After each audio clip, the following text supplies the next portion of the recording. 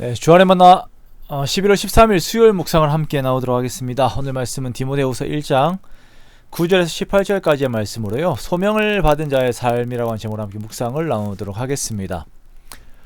자, 오늘 본문에서는 소명을 받은 자의 삶에 대해서 말씀을 하고 있습니다. 바울은 자신이 그리스도께 받은 부르심의 성격대로 디모데 역시 그 소명 안에서의 삶을 살아야 함에 대해서 말씀을 하고 있습니다. 모든 그리스도인들은 각자의 소명이 있습니다. 우리가 이것을 일반 소명과 특별 소명으로 구별하여서 말을 하게 되는데요. 일반 소명이라고 하는 것은 하나님께서 사람으로 하여금 그리스도를 믿게 하시고 하나님의 자녀가 되도록 부르시는 것을 가리켜서 일반 소명이라고 합니다. 우리가 이제 일반 소명을 받았다라고 이렇게 이러한 부분에서 이렇게 말을 할 수가 있는 것입니다. 그리고 특별 소명이 있습니다. 특별 소명은 그 사람의 직업적 소명을 말합니다. 그러므로 특별 소명 역시 모든 성도들에게 주어지는 것이에요. 꼭 특별 소명이 목회자로서의 부르심만을 말하는 것이 아니라 우리들에게 주신 직업으로 그리스도의 영광을 드러내게 하시기 위하여서 또한 그리스도의 사역을 하게 하시기 위하여서 부르신 것을 말씀을 하는 것입니다. 자, 오늘 바울이 디모데에게 언급하는 것은 특별 소명의 부분입니다. 11절에 보면 바울 자신의 소명에 대해서 말씀을 하고 있습니다. 그 소명은 선포자와 사도와 교사로 세우심을 입었다라고 말씀을 하고 있어요. 바울은 그의 삶에서 선포자, 사도, 교사의 소명을 다하는 삶을 살았죠. 그런데 이것이 바울의 이제 재능과 은사와 같은 것으로 스스로 선택한 것이 아니라 주님께서 이렇게 택하셨다라고 말씀을 하고 있어요. 그래서 11절 후반부에서는 세우심을 입었다라고 말씀을 하고 있죠. 먼저 우리에게 주어진 일반 소명의 부분에 대해서 먼저 언급을 한 것이 있습니다. 한번 다시 보면요. 9절에서는 하나님께서 우리를 구원하시고 거룩하신 소명으로 부르신 것은 우리의 행위대로 하신 것이 아니고 오직 하나님의 뜻과 은혜, 영원 전부터 그리스도 예수 안에서 우리들에게 주신 은혜대로 하신 것이다 라고 말씀을 하고 있습니다. 자, 그러므로 우리들은 먼저 우리들의 구원이, 그리고 지금 성도된 우리 자신, 그리고 특별 소명을 감당하는 이 모든 것들이 나의 노력이 아닌 오직 하나님의 사랑과 은혜 안에서 이루어진 선물임을 날마다 기억하고 고백해야 할 것입니다. 그리고 또한 우리들에게 주어진 모든 특별 소명, 즉 우리가 주의 일을 위하여서 주어진 직업 또한 그리스도께서 그것을 감당하라고 세우신 것임을 함께 고백하는 것입니다.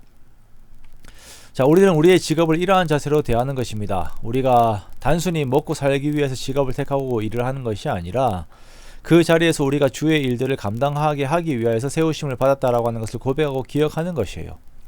그러므로 내가 조금 남들보다 나은 직장을 가지고 있다라고 해서 우리가 자부할 것도 아니고, 우리가 남들이 보기에 좀 덜한 직장에서 있다 한다고 해서 내가 위축될 필요도 없는 것입니다. 주님께서 나의 모든 것들에 가장 합당한 곳으로 주의 일을 하라고 보내신 것입니다.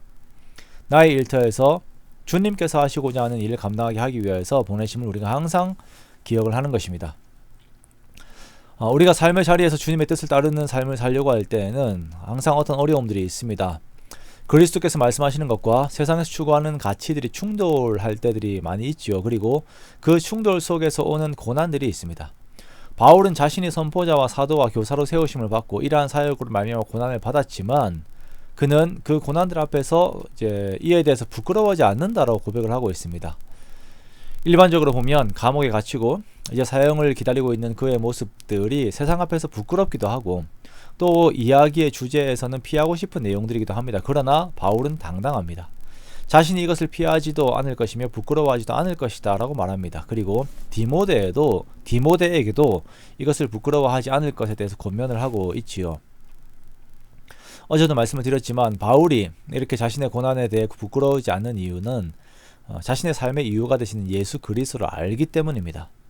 예수님을 알고 또한 예수께서 구원의 완성을 이루실 것을 믿기 때문이에요. 그러므로 디모데 역시 자신의 사명을 감당하면서 오는 그 고난들이 있겠지만 바울이 예수님을 의지한 것처럼 디모데도 예수님을 의지하면서 주님의 가르침을 지키고 또한 성령 안에서 부탁한 아름다운 일들, 즉 교회를 돌보고 복음을 전하는 일들을 힘써 지킬 것에 대해 권면하는 것입니다.